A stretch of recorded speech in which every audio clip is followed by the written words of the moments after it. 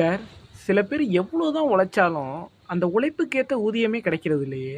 இதுக்கு ஜோதிட ரீதியா எதுவும் காரணங்கள் இருக்கா? அதுக்கு என்ன சார் பரிகாரம்? வணக்கம்.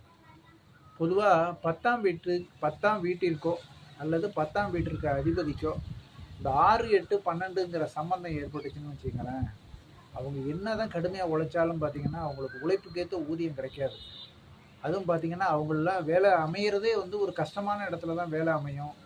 அதுவும் வேலை செய்கிற இடங்கிறது அவங்க குடியிருக்க இடத்துலேருந்து ரொம்ப தூரமாகவும் இருக்கும். அதுவும் இல்லாமல் வேலை செய்கிற இடத்துல பார்த்தீங்கன்னா நிர்வாகத்தோட இவங்களுக்கு ஒத்து போக முடியாத அளவுக்கு சிக்கல்களும் சிரமங்களும் இருந்துக்கிட்டே இருக்கும். இதெல்லாம் இந்த 6, 8, 12 இடத்தோட சம்பந்தம் ஏற்படுறதுனால இந்த பிரச்சனைகள். இந்த பிரச்சனையிலேருந்து தப்பிக்கணும்னா இந்த தொழில்காரகன் சொல்லக்கூடிய காலபுருஷனுக்கு தொழில்காரகன் சொல்லக்கூடிய சனீஸ்வர பகவானுடைய அருள் நமக்கு வேண்டும்.